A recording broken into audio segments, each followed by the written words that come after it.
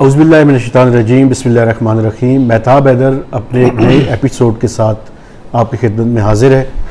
और आज जिस शख्सियत को मैंने इंटरव्यू के लिए रिक्वेस्ट की है वो पाकिस्तान की एक जानी पहचानी शख्सियत हैं और इकॉनमी के ऊपर उन्होंने काफ़ी ज़्यादा जो है वो काम किया है। डॉक्टर इशफाक हसन ख़ान, आप former economic adviser, former DG डेट और former special secretary ministry of finance रहे हैं और अभी आप डीन जो हैं वो नस्ट में जो है एज ए डीन जो है वो काम कर रहे हैं। Sir thank you very much. Thank you sir, सबसे पहले मैं आपसे जो सवाल करना चाहता हूँ वो ये, आपको याद होगा मैंने एक स्टोरी की थी जब ये हुकूमत आई थी और ये उस टाइम तय कर रही थी कि उनको IMF के पास जाना चाहिए या नहीं जाना चाहिए, और आप वाहिद इकोनॉमिस्ट थे प्राइम मिनिस्टर के साथ मीटिंग में जिन्होंने कहा था कि IMF के पास नहीं जाना चाहिए।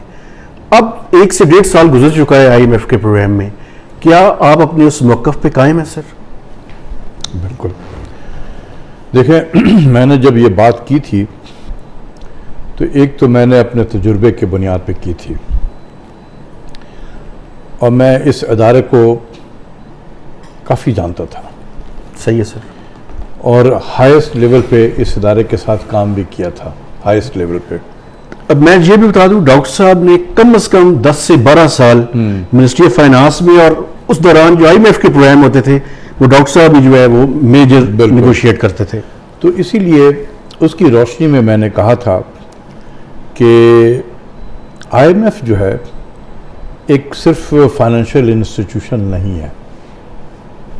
ठीक है सर। IMF एक तरीके से आप समझ लें कि हुकूमत है,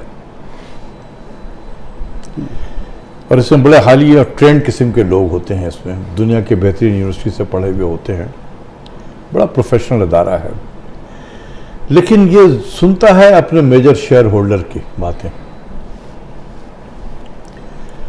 तो major share holder sir United States है, सबसे बड़ा वही है, 17% है सर, 18% के करीब उनका शेयर है। बाकी फिर यूरोप आ जाते हैं, तमाम यूरोप को कंबाइन कर लें तो 17-18% वेट उनका भी आ जाता है। तो अगर 100 में से 36-37% यही हो जाएं तो बाकी तो तकरीबन 200 मुल्क और हैं जो उसके मेंबर हैं। तो इसलिए बड़ा वेट है इनका। तो ठीक है सर। इनकी बातें सुनी जाती हैं। दुनिया के बदलते हुए हालात के तहत मैंने ये जो जियो स्ट्रेटेजिक चेंजिंग इन्वायरमेंट था उसके तहत मैंने कहा था कि इस बार ना जाओ। जोर ये था मेरा इस बार पे। ठीक है सर। क्योंकि प्राइम मिनिस्टर ने ये कहा था कि माजी में भी तो जब आप हुकूमत के हिस्सा थे तो वो हुकूमतें भी तो गई थी IMF में। ठीक है सर। तो इसलिए मैंने कहा था कि सर एनवायरनमेंट बदल गया है। बिल्कुल सही है सर। हम पहले किसी के साथ खड़े थे, आज हम उसके अपोजिट साइड खड़े हुए हैं। ठीक है सर। ये बहुत बड़ा डिफरेंस है। फिर अगर आपको याद हो कि माइक पॉम्पियो साहब जो उनके सेक्रेटरी ऑफ स्टेट हैं, जी सर, उनका बड़ा एक हिस्टोरिक कोट जो है बड़ा मशहूर हुआ था, make no mistake, we will not allow IMF to lend money to Pakistan to repay Chinese loan। Yes. तो इन सब चीज़ों के बैकग्राउंड में सामने रखते हुए मैंने कहा था कि ना करें, बड़े हाईएस्ट लेवल पे इंटरफेरेंस हो रही है इस प्रोग्राम में। ठीक है सर। तो मुश्किलात तो हमें होंगी, लेकिन अगर हम अपने घर को खुद ठीक कर लें तो ये किया जा सकता है। और घर ठीक कैसे कर सकते हैं? हमारे पास डॉलर की कमी थी ना उस वक्त। जी सर। हमें डॉलर नहीं थे, हमारी डेट की पेमेंट भी थी। बिल्कुल सर। और उतने सफिशिएंट अमाउंट में डॉलर भी नहीं थे हमारे पास में। तो दो ही तरीका था कि या तो डॉलर अर्न किया जाए या डॉलर को सेव किया जाए। बिल्कुल ठीक है sir. So A dollar save is dollar earn. तो अगर हम एक कॉम्बिनेशन करते कि हाउ टू सेव डॉलर और हाउ टू अर्न डॉलर, और फिर अपने दोस्त जो हैं ममालिक उनसे भी हम बातें करते जाकर, लेकिन आई एम श्योर कि प्राइम मिनिस्टर भी हमारे जो थे, जब ये अपोजिशन में थे, तो बहुत मरतबा उन्होंने कहा कि हमने नहीं जाना IMF। वो कहते थे बिल्कुल हम IMF के प्रोग्राम में नहीं जाना है। तो जब उन्होंने इकोनॉमिक एडवाइजरी काउंसिल में हमें डाला, तो मेरे जहन में यही था कि प्राइम मिनिस्टर जिन्होंने ये इकोनॉमिक एडवाइजरी काउंसिल बनाई है, वो तो बार बार कहते रहे हैं कि हमें नहीं जाना चाहिए, तो क्यों ना हम उनको सपोर्ट करें, उनका हाथ बटाएं, ताकि और उनका हाथ मजबूत करें कि वो ना जाएं। ठीक है सर। तो मैं इस जहन से था। अच्छा सर, ये बताएं, लेकिन बाकी जो लोग थे मेरे अलावा, वो सब किसी और के तरफ से आए हुए थे, तो उनका ये था कि जाना चाहिए। अच्छा सर, अगर आप देखें यानी उस डिसीजन को और उसके बाद जो मईशत पे उसके असरात पड़े, यानी अगर प्री कोविड देखें आप और फिर पोस्ट कोविड, तो आप क्या समझते हैं IMF के प्रोग्राम में जाने के क्या असरात मरतब हुए इकोनॉमी के ऊपर? देखिए ना, सबको पता है था, जितने भी लोग हैं जिन्होंने भी समझाया IMF को और उसके प्रोग्राम को, IMF का एक स्टैंडर्ड ऑपरेटिंग प्रोसीजर है। ठीक है सर, एक SOP है उनका। IMF बिल्कुल डिस्टिंग्विश नहीं करती है कि ये मुल्क को अगर ये बैलेंस ऑफ पेमेंट का शिकार है, तो वो क्यों है शिकार, वो क्यों की तरफ नहीं जाती है। वो देखती है शिकार है और इसको ठीक करना है, तो उसका एक स्टैंडर्ड ऑपरेटिंग प्रोसीजर है। One shoe fit for all. Exactly, यही मैं कह रहा था कि देखो, दो मुल्क आप तो देख लें, सामने रख लें। एक वो मुल्क है जो बिल्कुल ठीक ठाक अपनी मईशत को चला रहा था। ठीक है सर। अचानक दुनिया में तेल की कीमतें बढ़ गई। बिल्कुल ठीक है। 140 से 145 डॉलर बैरल पर चला गया, जो शुरू में जब माली साल शुरू हुआ तो 60 और 65 डॉलर बैरल था, और देखते देखते देखते दुगना से ज़्यादा हो गया। जी सर। तो वो मुल्क परेशानी में आ जाएगा, बैलेंस ऑफ पेमेंट का शिकार क्राइसिस हो जाएगा। बिल्कुल सर। अब उसको ये एक तरह के उसको हल करने के लिए मेरे नज़दीक मेडिसिन दूसरी होनी चाहिए। एक वो मुल्क है जो अपने नाअहली की वजह से अपने ना रिसोर्स इकट्ठा कर सकता है, लेकिन खर्च बिल्कुल दबा के अगर कर रहा है, तो नेचुरली उसका बजट का खसारा होगा। उस खसारे को पुर करने के लिए वो बोरो करेगा, वो कर्जों के बोझ तले डूबेगा, और वो फिर उसके पास एक वक्त आएगा कि वो अपने मुल्क को चलाने के लिए कर्जों के अलावा और कुछ नहीं है। तो कर्जे लोग उस वक्त देंगे जब देखेंगे कि इसके पीछे IMF खड़ा है कि नहीं खड़ा है। बिल्कुल सही है सर। तो इसलिए जाना जरूरी हो जाता है। वो है मिस गवर्नेंस की वजह से। ठीक है सर। और ये जो दूसरा मैंने पहले बताया, ये एक एग्जोजेनस शॉक था, वन ऑफ शॉक था। तो दोनों को एक ही इंस्ट्रूमेंट उसके लिए इस्तेमाल करना मेरे नज़दीक एज स्टूडेंट ऑफ इकोनॉमिक्स मैं समझता हूँ कि बिल्कुल गलत है। IMF करता ही ऐसे है। तो जब हम गए वहाँ पर, हम किस लिए गए थे? हमारा बैलेंस ऑफ पेमेंट का इशू हो गया था। ठीक है सर। और मैं उस वक्त भी प्राइम मिनिस्टर से कहा था कि सर देखें, ये जो $20 बिलियन का जो करंट अकाउंट डेफिसिट है, ये नहीं रहेगा आगे चल के। उसकी वजह है कि इस डेफिसिट को अगर आप देखें 18-19 में जो डेफिसिट था, ये 17-18 में। जी सर। तो वो CPEC से रिलेटेड जो पावर प्रोजेक्ट्स लग रहे थे, इन्वेस्टमेंट, बिल्कुल सर। तो वो जो पावर प्रोजेक्ट्स आ रहे थे ना, उसकी वजह से इंपोर्ट हमारा बढ़ा हुआ था। दूसरा यह है कि तेल की कीमतें बढ़ी हुई थी। बिल्कुल सही है सर। अब CPEC से रिलेटेड प्रोजेक्ट सारे खत्म हो गए थे। तो मैंने कहा कि जी अब वो पावर जनरेटिंग मशीन जो है वो नहीं आएंगे अब। बिल्कुल सही है। तो ये टू दैट एक्सटेंट आपका इंपोर्ट गिर जाएगा खुद ब खुद। बिल्कुल सही है। दूसरा ये है कि मैं खुद देख रहा हूँ कि हमारी इकोनॉमिक एक्टिविटी स्लो डाउन हो रही है। और मुझे याद है, मैं प्रेजेंटेशन जो मैंने प्राइम मिनिस्टर को दी थी कि अगर 4% ग्रोथ हो जाए 2018-19 में, तो I will be the happiest person on this earth. बिल्कुल सही है सर। बिल्कुल। आप तो मैंने कहा कि सर ये स्लो डाउन हो रही है इकोनॉमी, तो आपकी इंपोर्ट की रिक्वायरमेंट उधर से भी कम हो जाएगी। ठीक है सर। थोड़ा बहुत आप एक्शन ले लें इंपोर्ट को कर्ब करने के लिए। आपका मुझे याद है सर, आपने कहा था चीज और ये ना खाए ना आप। मैंने ये कहा था कि आप 8 से 10 वो आइटम आइडेंटिफाई कर लें। जी सर। जो नॉन एसेंशियल हैं, और उसको अगर हम नहीं मंगाते हैं साल 2 साल, तो पाकिस्तान में कोई क़यामत नहीं टूट जाएगी। बिल्कुल सही है सर। मैंने एक एग्जांपल दिया था मोबाइल फ़ोन का। बिल्कुल 700-800 मिलियन डॉलर हम साल में हम मोबाइल फ़ोन इंपोर्ट करते हैं। बिल्कुल। हम एक साल पाबंदी लगा दें कि कोई पाकिस्तान में मोबाइल इंपोर्ट नहीं होगी। सही है। जिसको लेना है, जो जाता है बाहर, वो बाहर से खरीद ले। हुकूमत पाकिस्तान डॉलर नहीं देगी इसके लिए। बिल्कुल ठीक है। 700-800 मिलियन वहाँ बचा लेते हैं। ठीक है। गाड़ियाँ हैं, जो मुल्क बैंकरप्ट होता चला जा रहा है और वहाँ पर आप 2,500-3,000 सीसी की गाड़ियाँ इंपोर्ट कर रहे हैं, बड़े बड़े पजारो इंपोर्ट हो रहे हैं। क्या इसके बगैर पाकिस्तान जिंदा नहीं रह सकता? अगर 2 साल हम गाड़ी इंपोर्ट पर पाबंदी लगा दें? बिल्कुल हो सकता है सर। ठीक है, तो आप देखिए 3-3.5 बिलियन डॉलर यहाँ से आप बचा लेंगे। बिल्कुल सही है।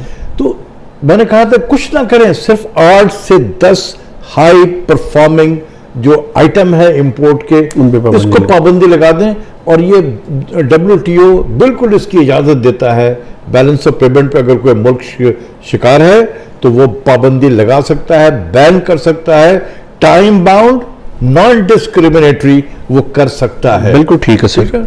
तो ये मैं सजेशन दे रहा था, उसमें चीज़ भी था। आप जाके पाकिस्तान के बड़े बड़े शॉपिंग मॉल में जो दुकानें देखें आप, जहाँ पर ग्रॉसरी लोग खरीद रहे होते हैं, दुनिया जहाँ की चॉकलेट्स। बिल्कुल सर। एक ज़माना था कि हम बाहर जाया करते तो अपने बच्चों के लिए वहाँ से चॉकलेट्स लेकर आते थे, और वो चॉकलेट्स आज पाकिस्तान के हर दुकानों में है। पर कोई ना कोई इंपोर्ट तो कर रहा है, उसके लिए अगेंस्ट में डॉलर तो जा रहा है ना मार्केट। बिल्कुल सर। मार्केट से। तो इसलिए इन सब को अगर हम कर देते तो, लेकिन हमने नहीं किया। हमने क्या किया? वही one shoe fit for all. हमने कहा इंटरेस्ट रेट बढ़ा दो। बिल्कुल सर। जब इंटरेस्ट रेट बढ़ाया तो हमारा बजट में इंटरेस्ट पेमेंट बढ़ गई। ठीक है ना? जब इंटरेस्ट पेमेंट करंट एक्सपेंडिचर का हिस्सा होता है, बिल्कुल सर, तो करंट एक्सपेंडिचर बढ़ गया, टोटल एक्सपेंडिचर बढ़ गया। जिस तरीके से इंटरेस्ट पेमेंट बढ़ा, उस तरीके से रेवेन्यू नहीं बढ़ा हमारा। बिल्कुल। तो क्या हुआ? बजट का खसारा बढ़ गया।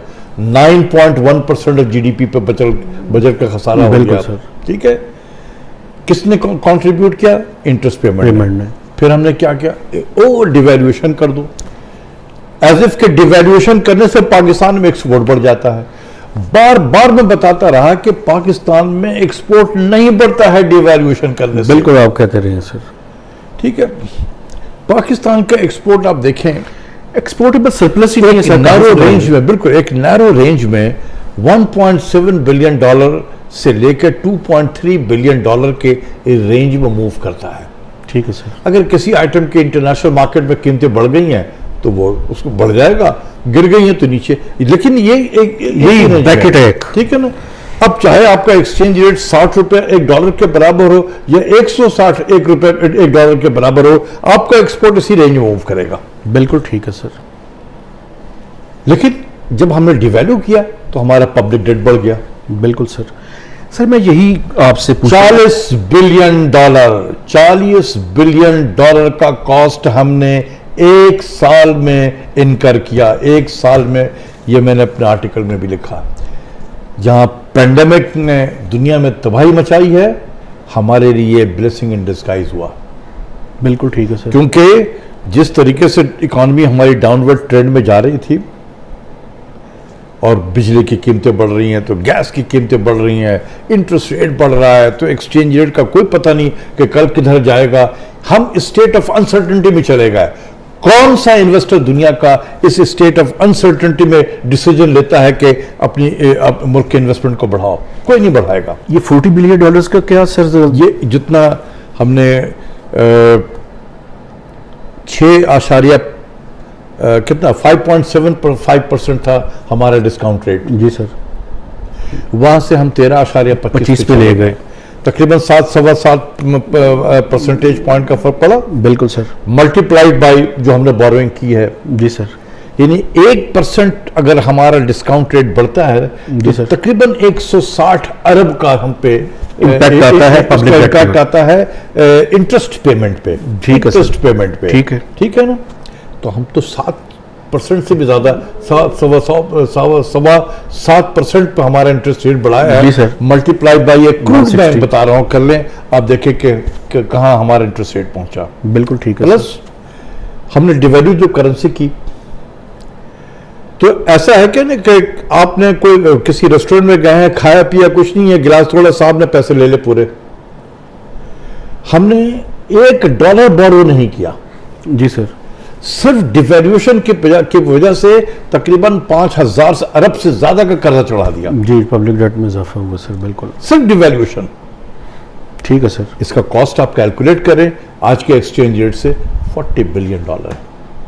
और ये मैंने अपने आर्टिकल में जो छपा था बिजनेस रिकॉर्डर में, उस पर मैंने लिखा था हु डैमेज द इकोनॉमी। ठीक है सर, उसमें ये पूरा यही सारे मैंने बताया कि ये है। अगर ये बात गलत होती मेरी, जी सर, तो क्या स्टेट बैंक रिबटल इशू नहीं करता? बिल्कुल करता। क्या ministry of finance rebuttal issue नहीं करता? बिल्कुल करता सर। क्यों नहीं किया उन्होंने?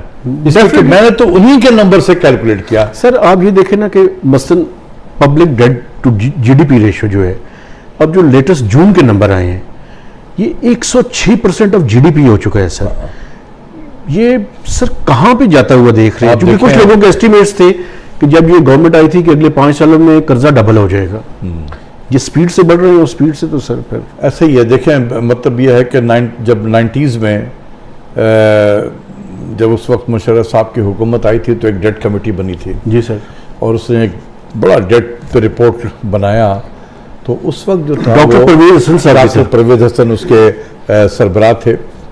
मैं उस कमेटी का मेंबर सेक्रेटरी था, और उसमें सारे टॉप जो थे, governor state bank, secretary finance, secretary planning, secretary economic affairs, इस किस्म के लोग उसमें शामिल थे। तो उसमें हमने क्या, उस वक्त जब हमने एक डेट रिडक्शन स्ट्रेटजी बनाई, तो जो सफ़र हमने शुरू किया था वो 97-98% ऑफ जीडीपी था। जी सर। तकरीबन 100% के करीब था। और उस स्ट्रेटजी के तहत जो हमने बनाई थी, जो हमने जब बाय 2006-2007 52% ले आए थे, तकरीबन हमने डेट के बर्डन को हाफ कर दिया था। जी सर। अब ये 52 से दोबारा रिवर्स हुआ है। बिल्कुल सर। और ये 90+ में चला गया है। बिल्कुल सर। ठीक है ना। और 90+ में इसलिए कह रहा हूं कि अभी डिपेंड करता है कि आप डिफाइन कैसे करते हैं। यानी पब्लिक डेट की बात कर रहे हैं, लाइबिलिटीज नहीं ले रहे हैं। हाँ, तो 92% मेरे नज़दीक है। तो हम दोबारा उसी तरफ चल पड़े हैं। बिल्कुल सर। तो जितने भी एफर्ट की गई थी वो सब रिवर्स हो गया है। बिल्कुल। और बहुत तेजी से कर्जा बढ़ा है।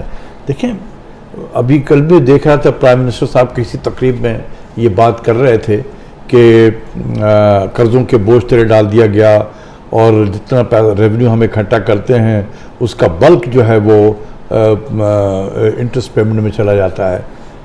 तो लेकिन प्राइम मिनिस्टर साहब को किसी ने नहीं बताया कि सर ये आप ही के ज़माने में हो गया, अनफॉर्चुनेटली।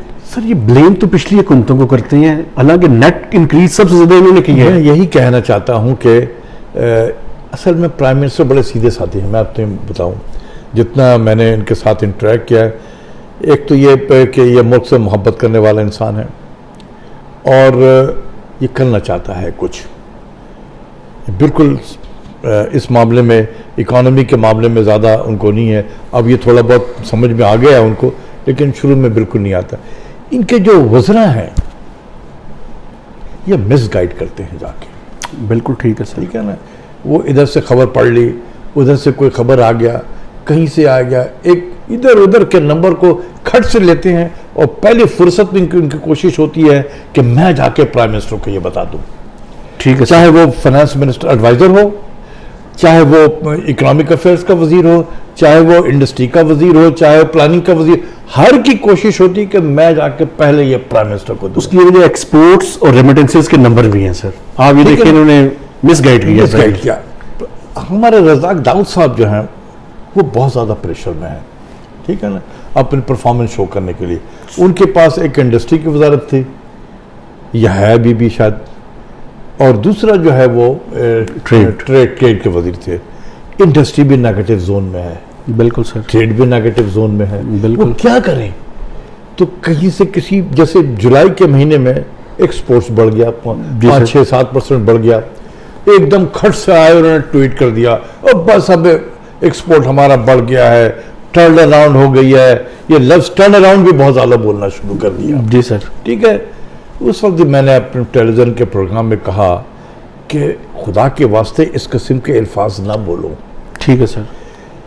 ये बैकलॉग है जो क्लियर हो रहा है, वो पहले जो ऑर्डर्स थे, बिल्कुल सर, वो शिपमेंट रोक दी गई थी, अब वो शिपमेंट जा रही है क्योंकि मार्केट खुला है, तो अब शिपमेंट जा रही है, तो ये बैकलॉग क्लियर हो रहा है। बिल्कुल ठीक है सर। तो आप ये नेक्स्ट मंथ गिर जाएगा, और वो नेक्स्ट मंथ गिर गया। और अब रज़ाक जाओ साहब नहीं बोलते हैं कुछ।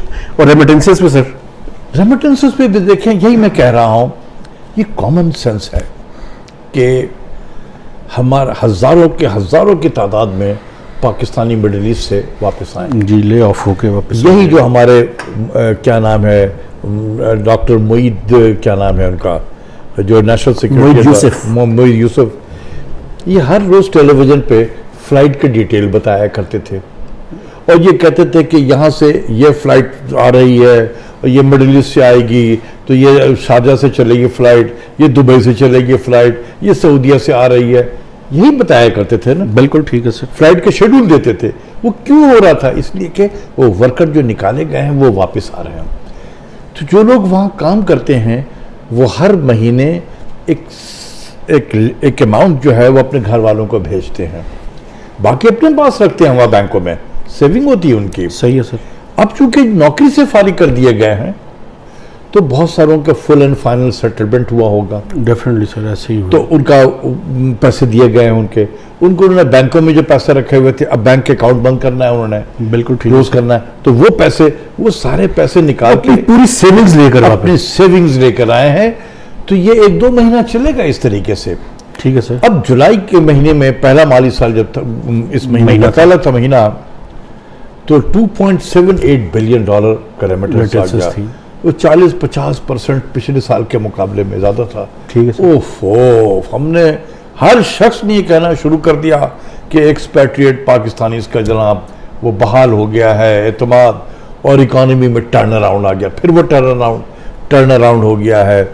और एक हमारे एडवाइज़र साहब जो हैं, हफीज़ शेख साहब, एक लफ्ज़ बहुत ज़्यादा इस्तेमाल करते हैं, तारीख में पहली मरतबा। जी सर। उन्होंने इतना बताया होगा कैबिनेट में सब प्राइम मिनिस्टर को खुश करने के लिए कि तारीख में पहली मरतबा। अब प्राइम मिनिस्टर ने भी कहना शुरू कर दिया, ट्वीट तारीख में पहली मरतबा।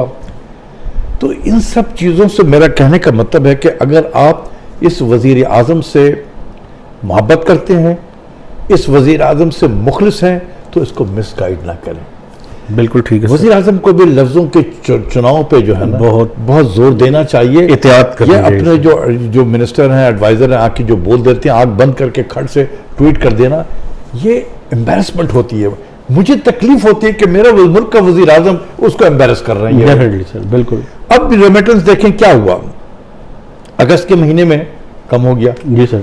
2 बिलियन पे आ गया। 2 बिलियन 2.78 बिलियन से कम होकर 2 बिलियन पे आ गया। $780 मिलियन रेमिटेंस कम आया, कमी हुई है। ये नहीं जाके बता रहे हैं। हमने क्या कर दिया, जुलाई के महीने को और अगस्त के महीने को ऐड किया, 4.78 वर्सेस जो पिछले साल के नॉर्मल थे उससे कंपेयर कर रहे हैं, 24% ग्रोथ हो गया। बिल्कुल ऐसे ही है। ठीक है ना। हमें देखिए, मैं बार बार कहता हूं, अगर इस YouTube के ज़रिए से भी अगर प्राइम मिनिस्टर तक ये बात पहुँचे कि दुनिया इस वक्त जो है ऐसे माशी बहरान से गुजर रही है कि तारीख ने 1930s के डिकेड के बाद इस तरह के बुरे हालात कभी नहीं देखे हैं। बिल्कुल सर। बल्कि तबाही उससे ज़्यादा हुई, डीप रिसेशन है सर। ठीक है ना। तो इससे दुनिया की इकॉनमी में इसके बुरे असरात हैं। Pakistan is an integral part of the world economy. बिल्कुल सर। तो जब दुनिया में मुसीबत है तो पाकिस्तान में भी मुसीबत होगी, तो हमें ये कहते हुए शर्माना नहीं चाहिए। बिल्कुल सर। सिर्फ ये कहना चाहिए प्राइम मिनिस्टर को कि देखें, इस वक्त दुनिया में हालात बहुत ही ख़राब हैं, हम भी एक गरीब मुल्क हैं, उसी के हिस्से और हम पे ज़्यादा हम प्रेशर में हैं, हम एफर्ट कर रहे हैं। We are making our best effort to take the economy out of this crisis. बिल्कुल ठीक है सर। हमारा डायरेक्शन सही है। बिल्कुल सही है सर। और आप भी देखें, आपने अगर क्रिटिसाइज भी करना है तो हमारे डायरेक्शन पे क्रिटिसाइज करें कि नहीं, आपका डायरेक्शन सही नहीं है। बिल्कुल सही है सर। नंबरों पे ना जाएं प्राइम मिनिस्टर साहब, नंबरों पे ना जाएं। नंबर ठीक ऐसे नहीं होते हैं, वक्त लगेगा नंबरों को बेहतर होने में। अभी देखें कितना हम इसको कहते हैं ना रेस टू द बॉटम, एक लफ्ज़ मैं बार बार कहता हूँ। आज मैंने देखा तमाम हेडलाइन लगा हुआ है कि एडीबी ने कहा कि 2% ग्रोथ होगा। जी सर। यार पाकिस्तान ऐसा मुल्क 2% ग्रोथ में तालियां हो रही और हैं, रीजन में सबसे कम सर। ठीक है ना, तालियां बज रही हैं। हम ये भूल जाते हैं कि हमारी आबादी उससे ज़्यादा बढ़ रही है। बिल्कुल सर।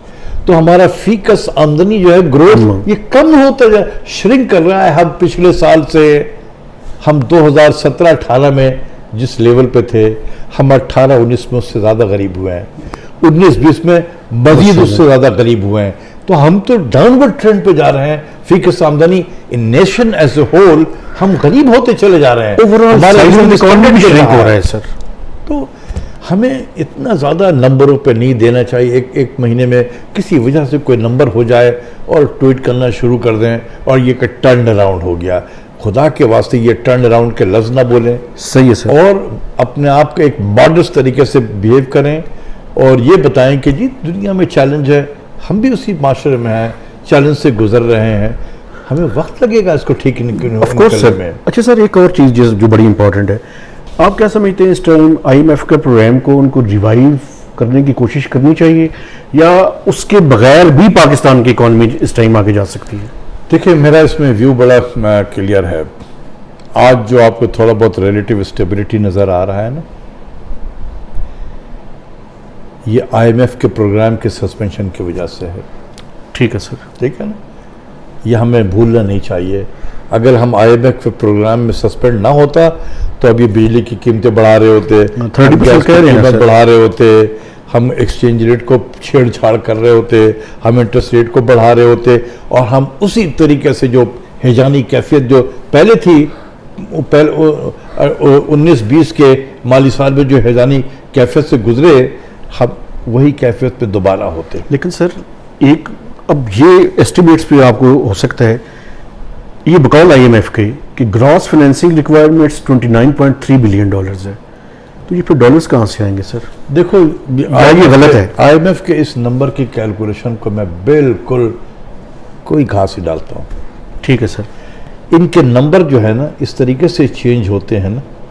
ठीक है सर। जैसे मैं रोज टाई अपना चेंज कर रहा होता हूँ, इनके नंबर भी इसी तरीके से बदलते हैं। बिल्कुल ठीक है सर। अगर किसी को शक है ना, मैं उनको डेट का नंबर दे देता हूँ। ठीक है सर। जो पाकिस्तान के डेट के बारे में ये बताते रहे हैं, मेरे पास पूरा है कि 2010 में उन्होंने 2015 में क्या डेट की पोजीशन होगी कहा था। ठीक है सर। होता नहीं था, हर अपने रिव्यू डॉक्यूमेंट में अगर वो नंबर देते हैं, 5 साल का नंबर देते हैं, उसी को सिर्फ कंपेयर कर लो। ठीक है सर। ठीक है ना, फिर आप देखोगे कि कितना डिफरेंस। इन्हें 2 महीने आगे के नंबर नहीं प्रेडिक्ट कर सकते, सिर्फ 2 महीने आगे में। ठीक है सर। तो यानी आपकी नज़र में ग्रॉस फाइनेंसिंग रिक्वायरमेंट इतनी नहीं है जितनी आईएमएफ कह रहे हैं? देखें ना आप, या घेरने का तरीका है सर? घेरने का तरीका होता है, बिल्कुल ये सही कहा आपने। देखो ना, अब अगर मैं सीधे सीधे ले लूँ ना, जो अगर इस माली साल का ले लूँ, अभी कितना 3 बिलियन डॉलर था करंट अकाउंट डेफिसिट। चलो बढ़ जाएगा थोड़ा, ठीक है, हमें बढ़ने नहीं देना चाहिए। हमें अभी भी इंपोर्ट को पे नज़र रखनी चाहिए, क्योंकि इंपोर्ट में देख रहा हूं कि फिर वही बढ़ रही है सर। नॉन एसेंशियल इंपोर्ट फिर बढ़ रहा है, बढ़ रही है। बिल्कुल, गवर्नमेंट को क्रैक डाउन करना चाहिए उस नॉन एसेंशियल इंपोर्ट्स पे। बिल्कुल, क्रैक डाउन। ठीक है सर। ठीक है ना, क्रैक डाउन करना चाहिए। हम इसके बगैर जिंदा रह सकते हैं? बिल्कुल ठीक है सर। तो चलो, अगर $5 बिलियन भी अगर करंट हो जाए, करंट अकाउंट डेफिसिट, ठीक है सर। $10 बिलियन के करीब या इंटरेस्ट पेमेंट है गालिबा, ठीक है सर।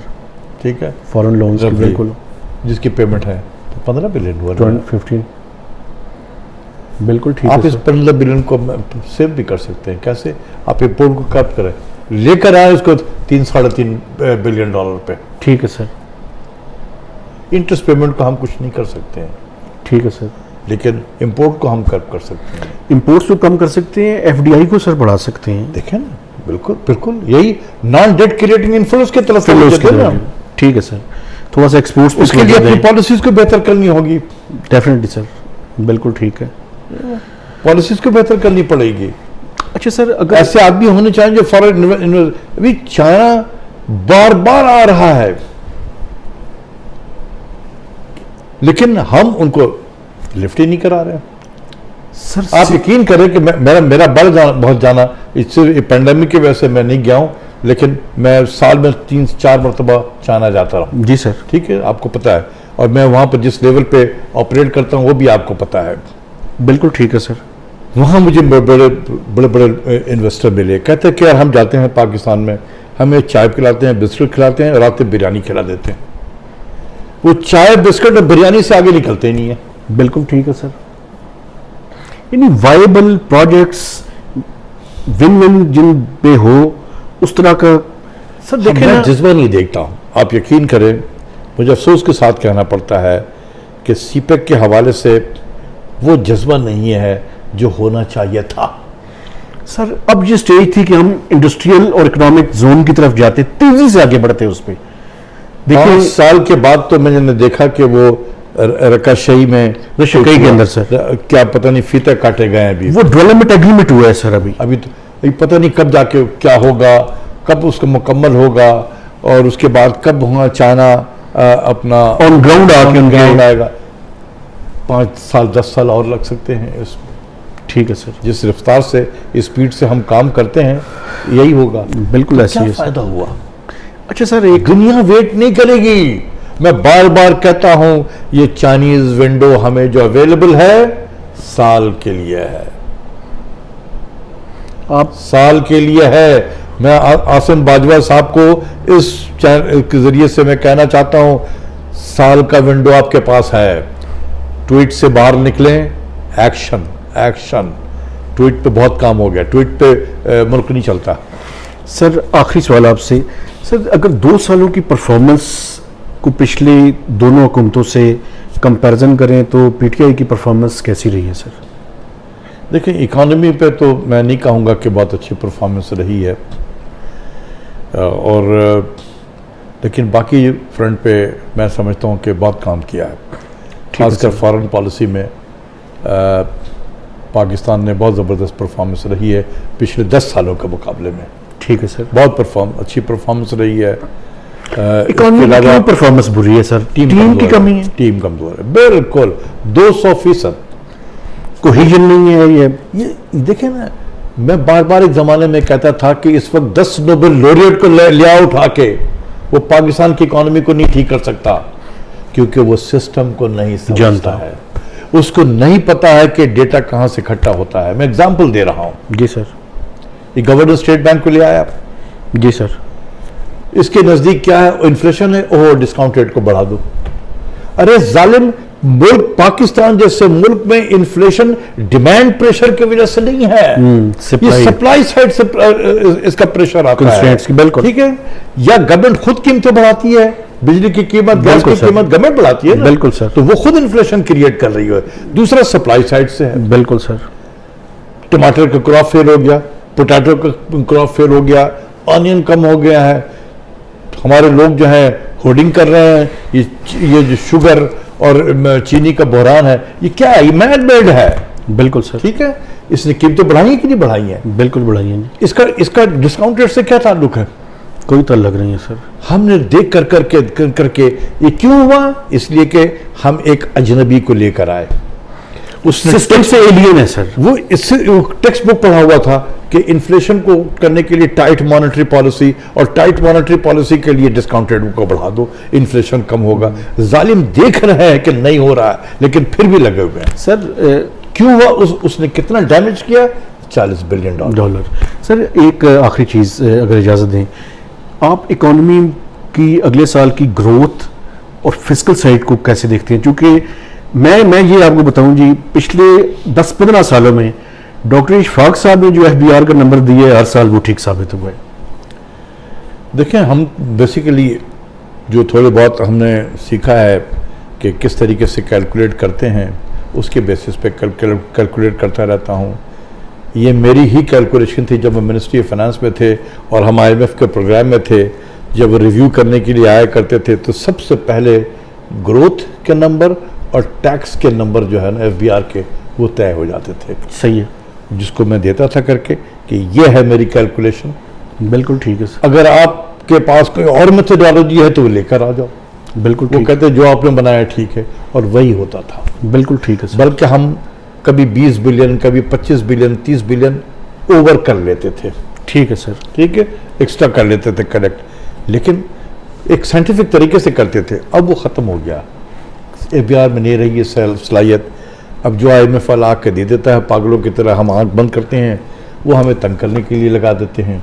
क्योंकि उनको share holder, major share holder हैं, उनके तरफ से उनको हुक्म होता है कि दबा के रखो, रिवर्स गियर भी दबा के रखो उसको। वो दबा के रख देते हैं 5,550 बिलियन। अबे कभी जिंदगी में 40-45% ग्रोथ तो हमने हासिल नहीं की थी, लगे हुए।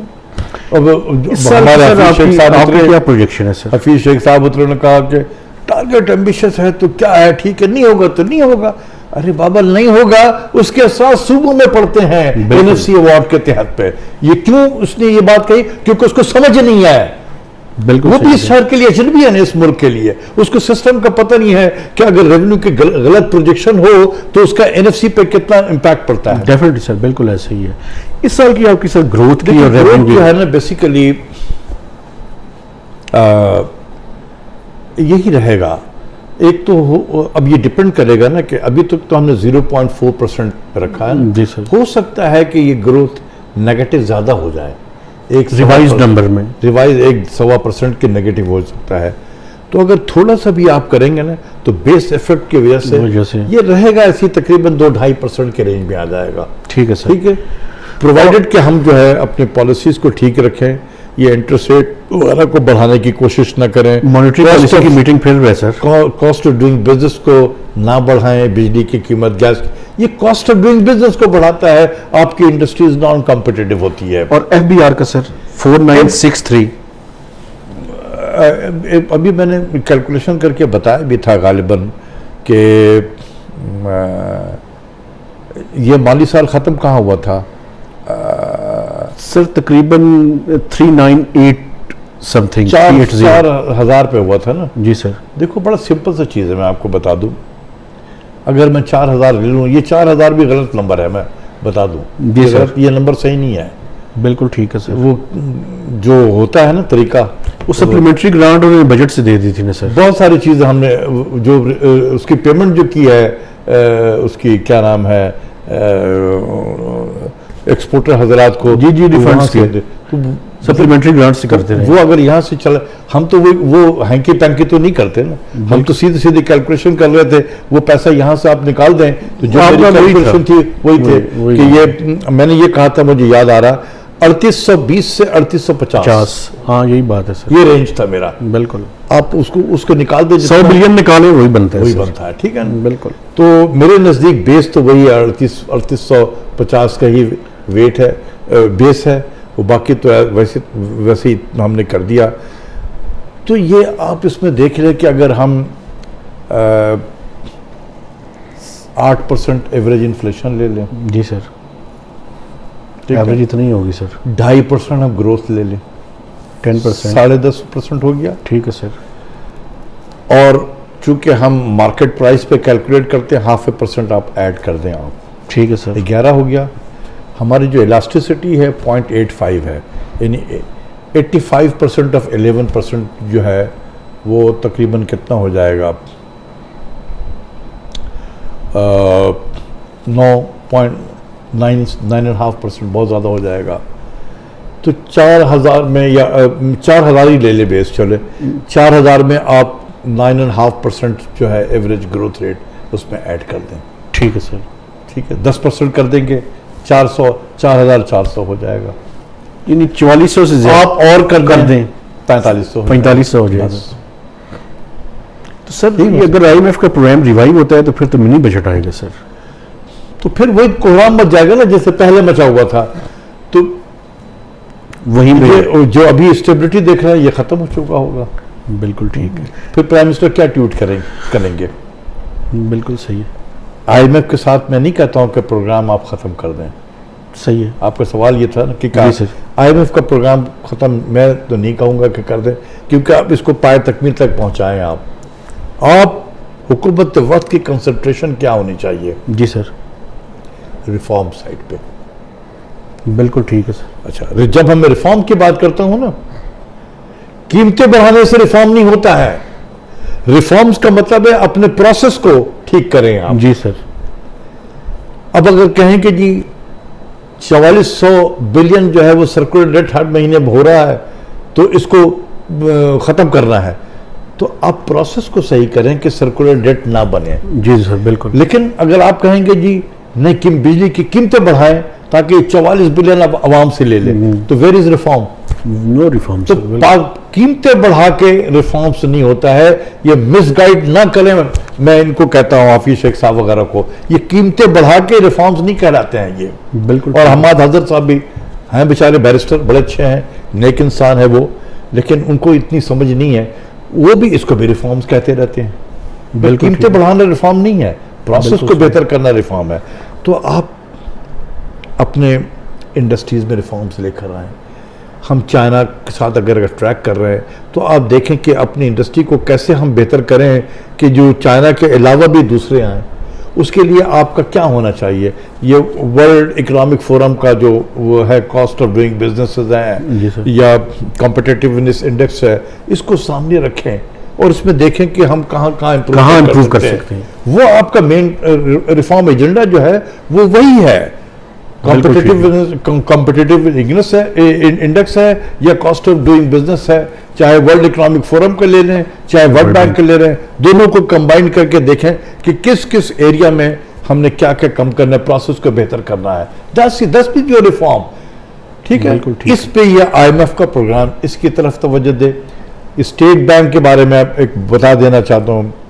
पाकिस्तान का स्टेट बैंक, ये मैंने स्टडी की हुई है, ऐसा नहीं कह रहा हूँ। जी सर। ठीक है ना, मैंने 10 कंपेयर किया है पाकिस्तानी सेंट्रल बैंक को लैटिन अमेरिकन कंट्रीज के और एशिया पैसिफिक कंट्रीज से। जी सर। हम बहुत ज़्यादा बेहतर हैं उन ममालिक से। इंडिपेंडेंस के हवाले से हम बहुत ज़्यादा बेहतर हैं, ठीक है ना। तो ये जो हमें अभी जो स्टेट बैंक चाह रहा है ना, ये बन के आया है, ये IMF से ये बनकर आया है। बेसिकली इसमें यह है कि स्टेट विद इन स्टेट हो जाएगा अगर ये जो मौजूदा बिल है इस पे पास हो जाए। बिल्कुल state with in state. Prime minister के पास कोई, प्राइम मिनिस्टर जो है हाथ बांध के खड़ा रहेगा, वो कोई फैसला कर ही नहीं सकता जब तक कि उसको वाशिंगटन से इजाजत ना मिले, यानी IMF से इजाजत नहीं मिले वाया गवर्नर। गवर्नर उसका नुमाइंदा होगा, का जो है वो, हाँ, IMF का नुमाइंदा जो है वो गवर्नर स्टेट बैंक होगा और स्टेट बैंक हमारा मुल्क की मॉनेटरी पॉलिसी चला रहा होगा। चाहे प्राइम मिनिस्टर जो कहना चाहे कुछ भी नहीं कर सके। फिस्कल पॉलिसी फिर सब सर्विएट हो जाएगी सर। फिस्कल पॉलिसी में हफीज शेख साहब जो हैं वो कहीं और से उनको डायरेक्शन मिलेगी, वो अपने हिसाब से करेंगे। प्राइम मिनिस्टर जिसको अवाम ने इलेक्ट किया है उसके इकोनॉमिक पॉलिसी उससे बिल्कुल निकल जाएगी। ये रिफॉर्म से बचें। पाकिस्तान का जो सेंट्रल बैंक है ये बहुत ज़्यादा इंडिपेंडेंट है उन बहुत सारे मुल्कों के जो मैंने स्टडी की है। इसमें बैंक ऑफ जापान भी है, बैंक ऑफ कोरिया भी है, बैंक नगारा मलेशिया जो है इसको भी किया है, बैंक ऑफ थाईलैंड को भी किया है। ठीक, इसी तरीके से लैटिन अमेरिकन कंट्रीज में कई 4-5 मुल्कों को किया है। हम उनसे बहुत बेहतर हैं। बिल्कुल ठीक है। अगर बहुत टॉप में नहीं है तो हम उसी लीग में हैं, उसी के अंदर है। बिल्कुल ठीक है सर। तो इसलिए ये मिसगाइड जो है गवर्नर जो है ना करे प्राइम मिनिस्टर को, और प्राइम मिनिस्टर को भी मैं कहता हूं कि खुदा के वास्ते इनकी बातों पे ना इतना ज्यादा तवज्जो दिया करें। बिल्कुल ठीक है।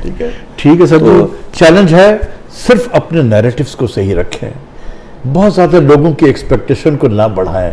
ये आज प्राइम मिनिस्टर जो इतना ज्यादा क्रिटिसिज्म पे है इसलिए कि उन्होंने एक्सपेक्टेशन बहुत बढ़ा दी थी। बिल्कुल सही है सर। आपको देखना चाहिए कि आपके अंदर कितनी कैपेसिटी है टू डिलीवर। उसके मुताबिक लोग नहीं है आपके पास डिलीवर करने के लिए। इतनी एक्सपेक्टेशन को ना बढ़ाएं। तो इसीलिए इस वक्त जो है हम दुनिया की इकोनॉमी प्रेशर में है, पाकिस्तान की इकोनॉमी भी प्रेशर में है। बिल्कुल आप सिर्फ अपने लाइन और लेंथ को ठीक रखें, मॉडेस्टी के साथ काम करें, इस किस्म के ट्वीट ना करें, लोगों की एक्सपेक्टेशन ना करें, तारीख में पहली मरतबा और फलां में पहली मरतबा। अब मुझे बड़ा अजीब सा लग रहा था ये बंडल आइलैंड जो है। जी सर। प्राइम मिनिस्टर बार बार इसका जिक्र कर रहे हैं, एक जी सर। उसका लाहौर वाले सिटी के जी सर। रावी और एक बंदर लाइन, या कई मरतबा अभी जफर मसूद साहब अल्लाह ताला उन्होंने उनको बड़ी जिंदगी दी है, उस वक्त वो सिटी बैंक में होते थे। जी सर। ठीक है, उनसे पूछ लें, गवाह हैं कि वो कितनी मरतबा जो है वो पार्टीज जो थी जिन्होंने वो बंडल आइलैंड में यही उसको वहाँ पर शहर आबाद करना था, वो लेकर आया करते थे।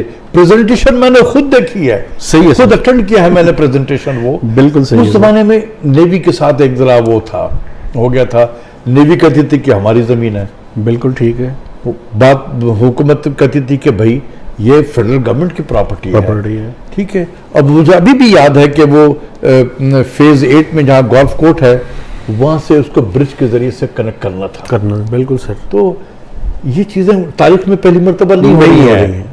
ठीक है, पहले भी ये अच्छी चीज नहीं है, ये अच्छी चीज है प्राइम मिनिस्टर के लिए कि वो इसको आगे लेके चल रहे हैं। ये स्पिरिट होना चाहिए, क्रेडिट इस तरीके से नहीं लिए जाते हैं। आप अच्छा काम करेंगे, लोग आपकी तरफ देखेंगे, आपको क्रेडिट देंगे। सर मैं समझता हूँ जब आप परफॉर्म करेंगे तो लोग खुद ब खुद तारीफ करेंगे। एग्जैक्टली, आपको इस किस्म की चीजों को करने की जरूरत नहीं पड़ेगी। ओके जी sir, thank you very much, बड़ी मेहरबानी सर।